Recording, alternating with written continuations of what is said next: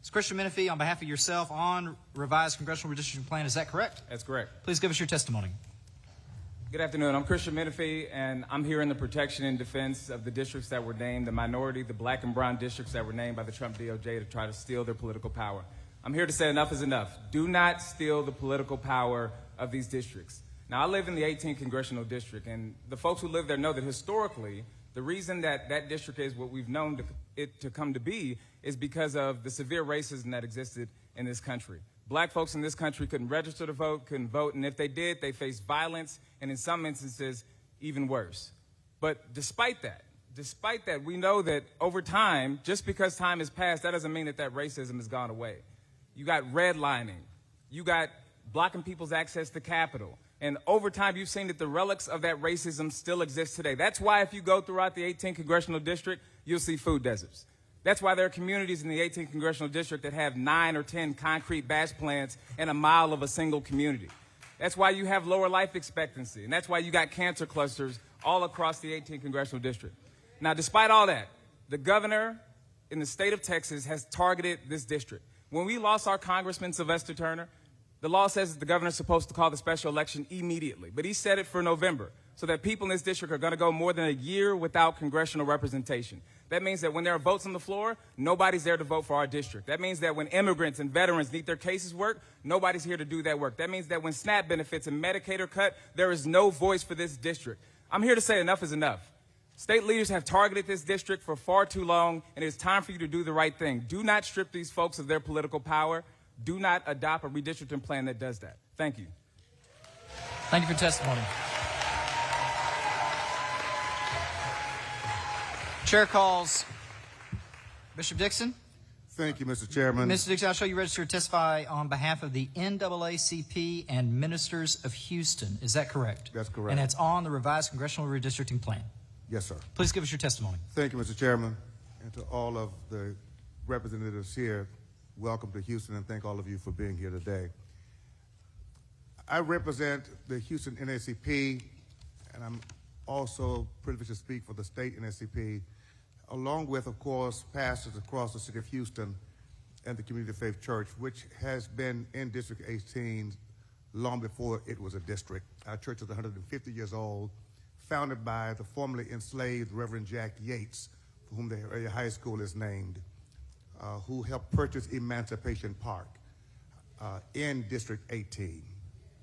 I want to say that because those individuals who are making decisions about the future of District 18 and 9 and the other districts mentioned need to really understand the richness of the history and the value that representation has added not just to people of color, but to everyone who resides in the greater Houston and Harris County community. That's very important. We're here today under unfortunate circumstances. As it's been articulated multiple times, we have a census every 10 years, the data from which should dictate necessary changes to the maps for congressional representation. That is a common sense plan. We're here today not because the data has dictated it. We're here today because there is a decision that the people of this state don't deserve to elect their own representatives. And it's proven that political and racial gerrymandering proves that the elected chooses their voters as opposed to the voters choosing their elected. And whenever that occurs, the people always lose. I want to say to us very quickly. Yeah, please finish your testimony. I will.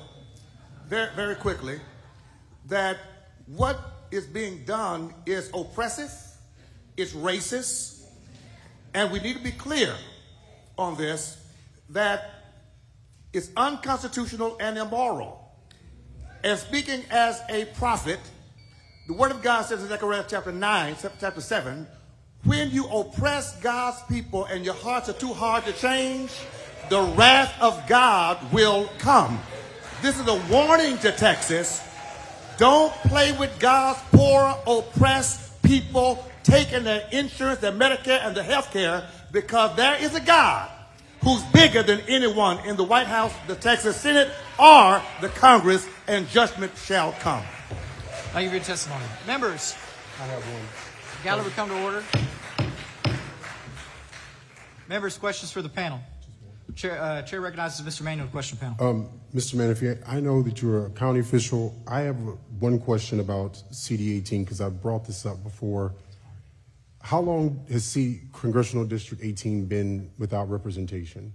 And what have been the implications on the county by not having representation, even though apparently we just need to get a map done and redistrict right now because the governor gave us 2.5 weeks and said, let's get it done?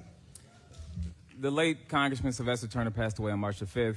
And an important point here is, under the law, the governor is supposed to call the election as soon as practicable. Now, there have been Republican districts, Philemon Vela in 2022, right? When that district became vacant, Governor Abbott called the election to take place in June. And one of the reasons that he gave when he did so in the proclamation was because hurricane season was approaching and people need access to their federal representative to get resources from FEMA into their communities, right? This is the governor of Texas speaking.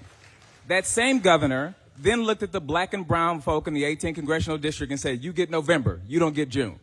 So we're going to go more than a year without congressional representation. When that's happening, I'll tell you right now, back when Congresswoman Sheila Jackson Lee was in office, if there was a hurricane that happened, she was on the phone with the county working with FEMA to get resources back into the community.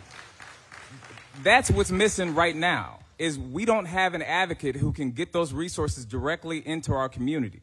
And we don't have people who are in place right now to handle new veterans cases, new immigrant cases. And of course, we don't have a vote. It's a major, major impact to our communities, and it's completely inhumane that the governor did it, and he gave a nonsense reason when he did it. He said it was a problem with the county's elections. And everybody sitting in this room knows that Tanisha Hudspeth is doing a fantastic job running our elections. Ms. Gervin-Hoggins, for what purpose? Quick question, Bishop Dixon. You're so recognized. I'd like for you to repeat those 4 things so my colleagues can understand. This is serious business. Serious business. And we do not need someone in D.C. in the White House putting their arm in Texas and destroying and dividing our community. What are those 4 things you just said? We're dealing with oppressing poor people, taking their health care. This is Medicaid, this is SNAP. Oppressing our seniors. This is life and death. And when you take away people's health care, their food, oppress the poor, God always responds on behalf of the oppressed.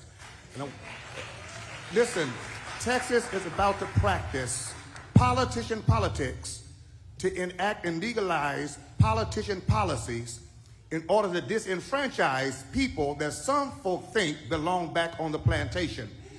We need to understand that this is against the laws of God and not just the laws of the legislature. It's a higher law than that. And I'm asking every Texan, black, white, brown, Democrat, Republican, if you say you love God, you love people, you've got to love the right people right now and enact the right policies, or your name will be guilty of the blood that it will cost. Thank you, Mr. Dixon. Mr. Chairman, Dean Thompson, for what purpose? I'd like to ask Mr. Menefee a question. You're so recognized.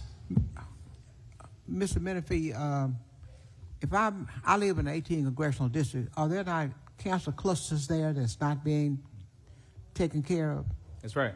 Are there not being concrete batching plants? We have over 300 batching plants in that area that people are inundated with. Isn't that also a problem there?